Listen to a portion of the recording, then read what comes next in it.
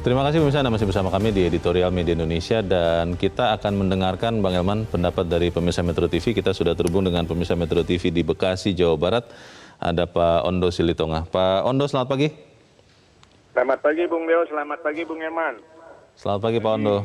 Bagaimana Pak, kita maafkan saja nih yang korupsi 50 juta ke bawah atau bagaimana menurut Anda Pak Ondo? Oh, saya sebagai rakyat nggak setuju. Saya menganggap ini virus koruptor varian baru. Ini yang bisa menjalar ke daerah-daerah dan kepada kepala desa. Kejaksaan Agung itu bukan untuk menghitung untung rugi, tapi menegakkan hukum. Kalau berpikir seperti ini, nanti orang berpikir, ya udah gratifikasi bebaskan saja. Kalau di bawah 50 juta mau ngapain? Kalaupun ketahuan ya pulangin aja. Pengadaan barang nanti bisa dipecah-pecah. Markup-nya itu kecil-kecilan dulu, 50 juta tiap minggu kalau ketahuan pulangi. Juga OTT 50 juta itu merugikan, jadi nggak perlu. Restorasi justice itu keadilan bagi pelaku dan korban. Nah, dalam hal korupsi, korban itu negara itu rakyat itu saya. Jadi saya tidak setuju dengan hal ini. Strategi ini sama dengan memberi ruang pembelajaran bagi calon-calon koruptor untuk latihan dari kecil-kecilan. Ujung-ujungnya nanti koruptor besar dihukum rendah karena menghemat biaya selama mereka dibui. Jadi maling ayam, maling motor bebaskan saja, biayanya lebih besar. Gitu, terima kasih. Baik, terima kasih Pak Ondo Silitonga di Bekasi, Jawa Barat. Selamat pagi Pak. Di belakang Pak Ondo ada Pak Vence di Manado, Sulawesi Utara. Pak Vence, selamat pagi. Selamat pagi Bung Leo, selamat pagi Pak Elman, salam. Salam. Jadi gini, pertama-tama dulu saya mau sapa dulu saudara-saudara kita umat Konghucu, Gong Sifat Cai lah hari ini, hari yang penuh berkat bagi mereka. Ya, jadi begini Bung Leo, ini saya kira ada suatu proses kemunduran dari penegakan hukum kita. Yang namanya salah is salah. Menerima saja gratifikasi itu sudah diganjar dengan hukuman, apalagi melakukan korupsi. Jadi saya setuju, tadi Pak Ondo katakan, ini akan menimbulkan koruptor baru sampai di desa. Coba bayangkan Bung Leo, Pak Elman, jumlah desa di seluruh Indonesia, kalau kita berbicara dana desa ya, jumlah desa di seluruh Indonesia sekarang ini ada sekitar 83.820 desa, sudah termasuk kelurahannya. Kalau dana itu dalam satu desa itu, kelurahan mereka copot 50 juta. Kan batasan kan 50 juta ya. Kalau ketahuan dikembalikan, kalau tidak ketahuan 50 juta dikalikan dengan 83.820 desa, ada sekitar 4.191 miliar. Dana kita, dana rakyat, uang rakyat itu menguap. Jadi saya sangat tidak setuju apabila koruptor yang hanya dengan nilainya 50 juta itu dibebaskan. Kalau ketahuan dikembalikan, nah tidak dihukum. Nah besok dia bikin lagi kan kalau tidak ketahuan.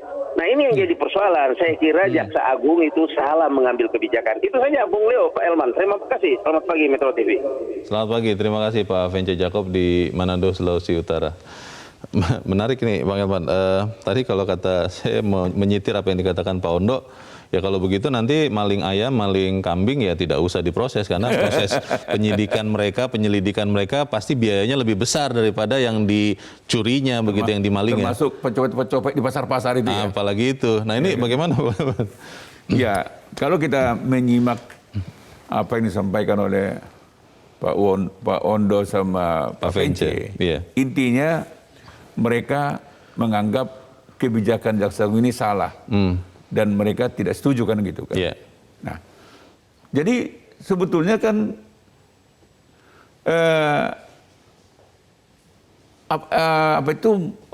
tujuan utama pemberantasan korupsi itu, tindak pidana itu adalah membuat atau menimbulkan efek jerak. Betul. Jadi penjeraan ini adalah tujuan utama supaya yang lain yang belum korupsi tidak korupsi. Nah, kalau ada pemaafan korupsi 50 juta ke bawah, ini efek jerahnya nggak ada. Yang ada malah mendidik orang untuk memutar otak untuk memecah-mecah rencana korupsinya. Jadi korupsinya dipecah-pecah paket 50 jutaan. Paket 50 jutaan. Dan itulah saya katakan di awal tadi, kalau paket 50 jutaan itu dipecah-pecah, maka saya kan katakan tadi, dalam APBN 2022, jumlah dana desa yang digelontorkan ke 74.961 desa sebesar 68 triliun. 68 triliun. Besar sekali ya. Jadi kalau ke 74.000 desa ini pandai memecah-mecah uang ini. Pandai atau culas itu, Bang? Ya pandailah. Ya. Oke. Bisa 68 triliun itu hilang percoba ditelan mereka. Karena dibuat paket korupsi 50 jutaan Ya, ke bawah. Ya, karena mereka akan berani. Kita coba aja dulu, seperti main judi aja nih. Kreatif ya? Kreatif.